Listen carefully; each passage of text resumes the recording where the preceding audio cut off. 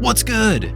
Thank you so much for tuning into this bonus interview episode of The Newest Olympian. My name is Mike Schubert. I'm the titular Newest Olympian, and as you may have seen when you clicked download or play on this episode, that it's going to be a bit of a shorter one today, but I still have some interview questions from the interview that I did with Jet Wilkinson, who directed episode 6 as well as episode 5 and the upcoming episode 8.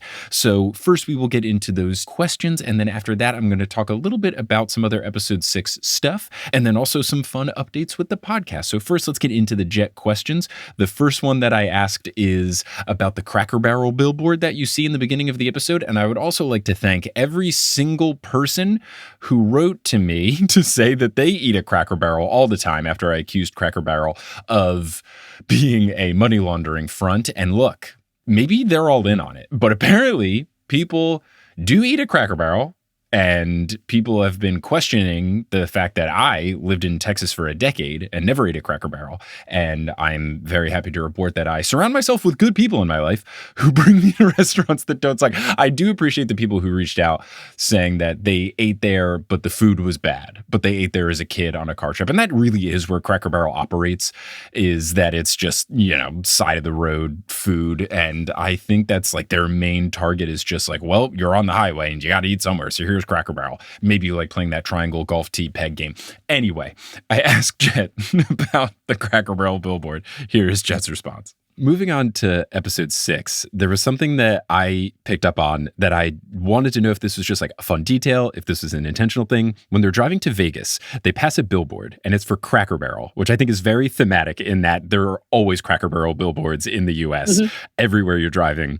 And on the billboard, it says cooking up the classics. Was that an intentional Greek reference, or was this just like, oh, this was a predetermined Cracker Barrel ad and we just put it there? There's always those little Easter eggs that we put in all the time. And our production designer, Dan Hanna, was always sort of finding those special little moments and those special treats to put in for people to notice and enjoy. Yeah, I thought it was very fun. And something in episode 6 that I thought was so fun, and I think this really is a credit to you with your directorial choices. The whole driving the taxi cab out of the parking garage was so funny, like full belly gut laughs. Right. What all goes into doing something? Obviously, the joke is that there's all this triumphant music and it's going to be this big thing. And it's just like the worst driving you've ever seen, the slowness around the curve. Yeah. What all goes into that? Because you absolutely nailed it. I was really happy with that. And the kids did really well. Walker was fantastic. That's, again, a lot of that changed a little bit. The location changed and sort of the different concepts sort of evolved. But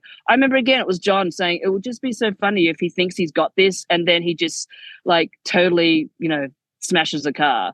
And so it was really funny just to play with that with the kids and with Walker, I got this, this is easy, I can do this. Because the last thing he says is, how hard can this be? And then he totally screws it up. But it was funny and it was a lot of fun to shoot. Yeah, it looks like it was a blast. I had to work in a question about that incredible taxi cab garage scene. Oh, now here is the last episode 6 question that I asked Jet. If you listen to the New York Comic Con bonus episode that I posted earlier, you will know that I asked the VFX team, what is a cool VFX thing that might have gone unnoticed? And Jeff White told me when they did the Iris message thing, they used an iPhone flashlight and a Listerine bottle to make that effect happen. So I asked Jet about it. Seems like that VFX stuff happened all after the fact because Jet was confused, but here's me asking that question. In episode 6, when Annabeth is using the prism, it was an iPhone flashlight on a Listerine bottle. Is that's what I was told. I don't know if that was maybe used after for the effects. Was that something done live, or is that the effects might have done that to do the superimposing? I mean, maybe they did that afterwards. Okay. But what we used on set was the actual prism. I think we used the actual prism on set. And maybe they enhanced it later. But I know I've never heard of a Listerine bottle on an iPhone. That's hilarious. So those were the episode 6 relevant questions from Jet. There is more from that interview to come after episode 8 has gone live, and I post the episode 8 bonus interview episode, so stay tuned for that. And speaking of episode 6, I don't know if you, the listener, are one of these people, but it seems like a lot of people in the Percy Jackson fandom were not big fans of episode 6.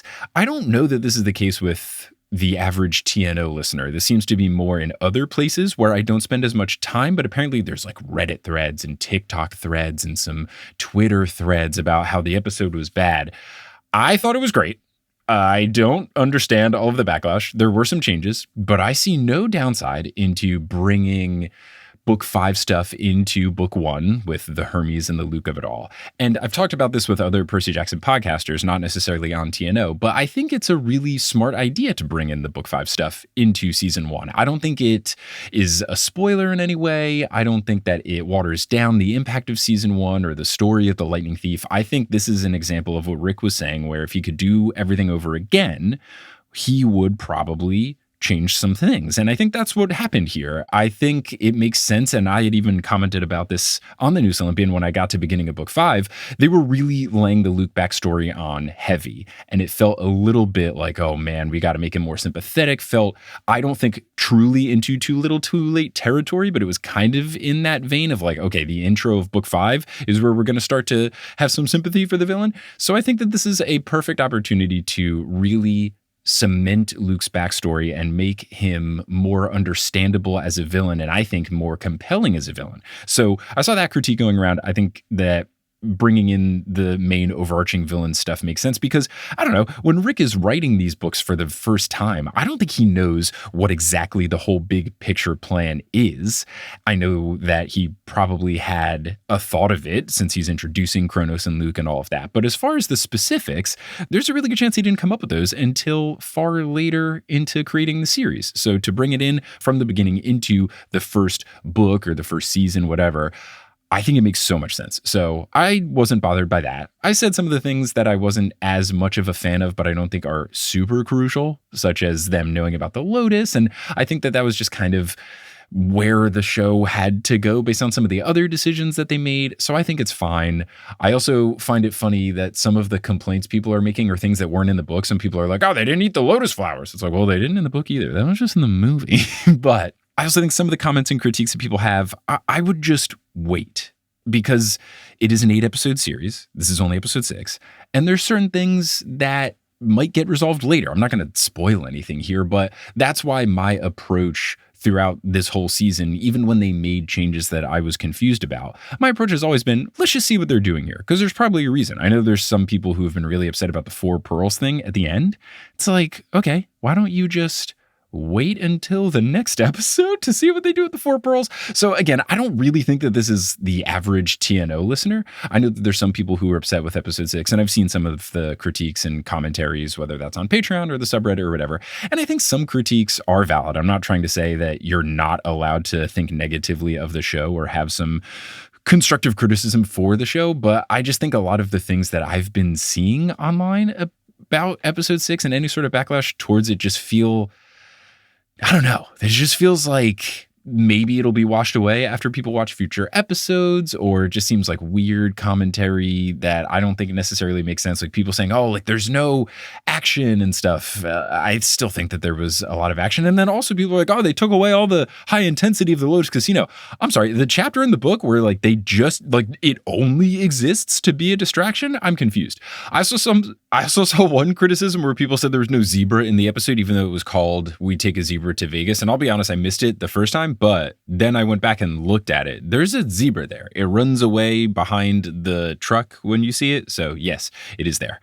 I also think some of the criticisms are coming from people who don't understand just how the TV show has to operate. And I know that I'm benefited by getting to talk to the production folks. And that's why I'm trying to put as much of that information on the podcast as I can so that all of you can understand. And maybe this is why the TNO listeners, I don't think, are the people making these sorts of comments. But I know some people are saying, oh man, why don't they just make the episodes longer? You can't just do that. That is hard. That is hard to do. That is expensive to do. I'm sure there is direction from the Disney on high to keep things a particular length. You can't just do that in season 1 of a show. I'm sure as the seasons progress, if it gets picked up for more, they will be able to make things a little bit longer and get a little more loose with runtimes and stuff. But when you're making an 8-episode season 1, that's all you can do. And I've also heard some people say things like, oh man, everything feels so rushed. But then also people are complaining that not enough happened in episode 6. So I think there's a lot of commentary out there that to me just doesn't make sense. And maybe it's because people are used to consuming everything all in one go. I mean, even when you read the Percy Jackson books, you can read them all in one go. If you're me, it's different because I'm always waiting in between. So maybe I'm trained to be okay with waiting time in between things, but maybe because it's a whole thing where you have to wait week to week, it feels different. Like, I think it's perfectly valid to be confused by episode 6 and hesitant and unsure of what is ahead. But I think people jumping to that next step of, oh my goodness, they're messing up the story and they're telling it wrong before the whole story has been told, that feels wrong to me. Because I completely get some of the frustrations and antsiness. The 4 pearls, sure, that's confusing. What are they going to do with it? But then also, oh no, the deadline. Why did they change that? Well, let's watch episode 7 and 8 and see if there's a reason. So that's all I'm going to say is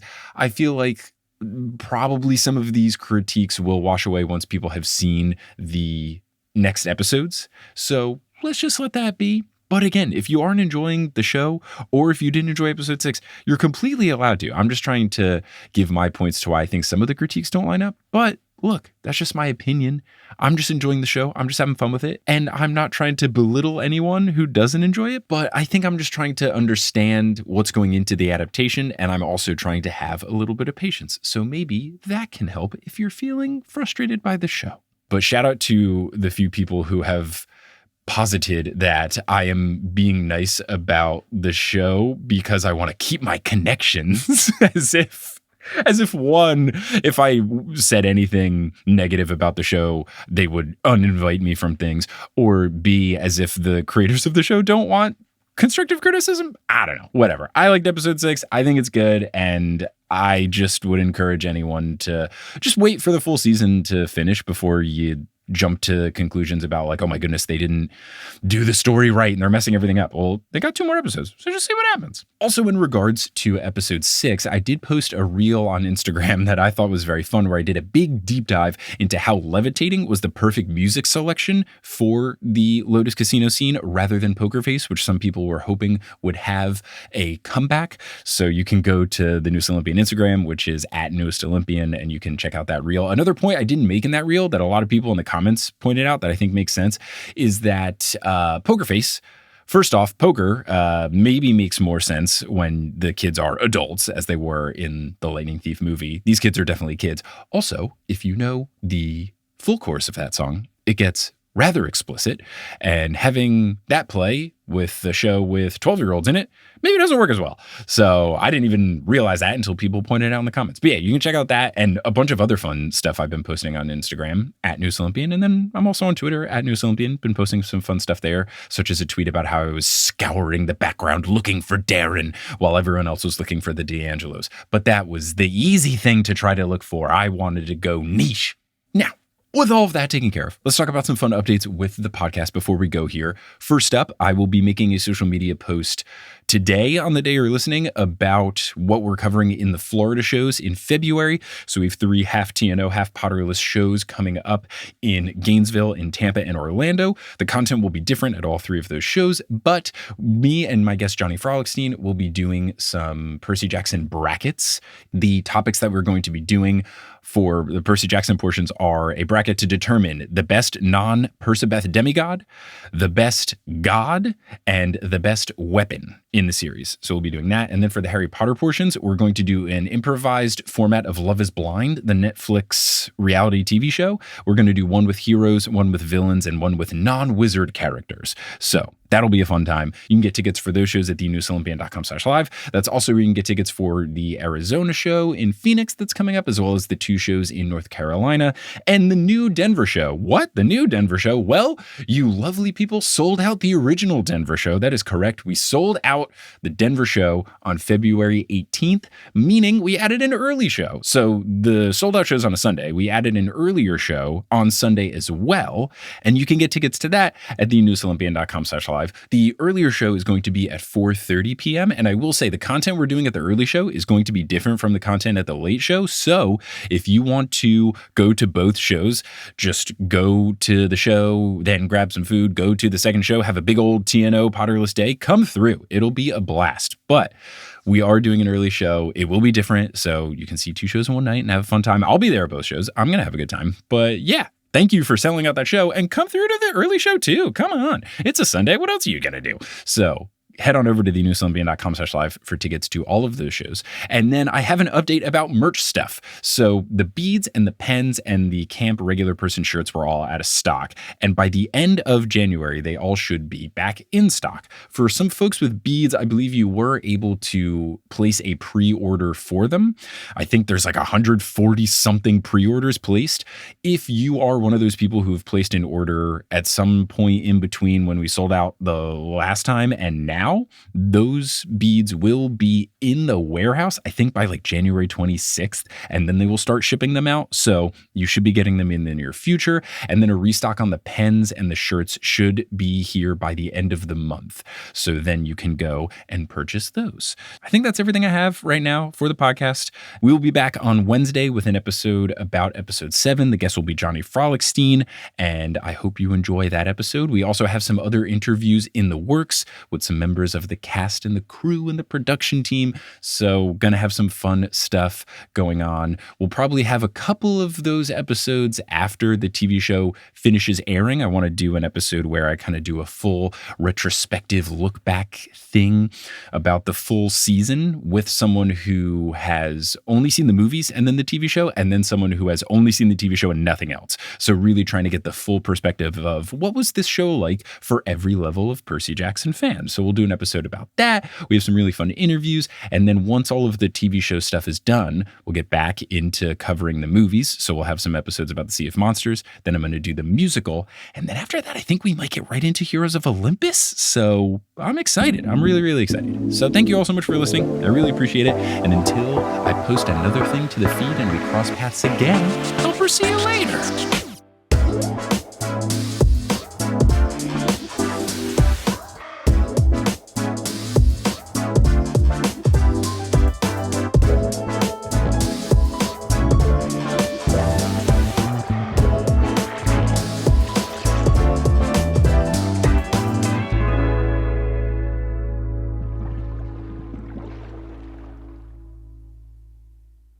Thank you so much for listening to this bonus episode of The Newest Olympian. This podcast is created, hosted, and produced by me, Mike Schubert. I also run the social media and the website. Our editor is normally Sherry Guo, but these bonus episodes have been fully edited by me.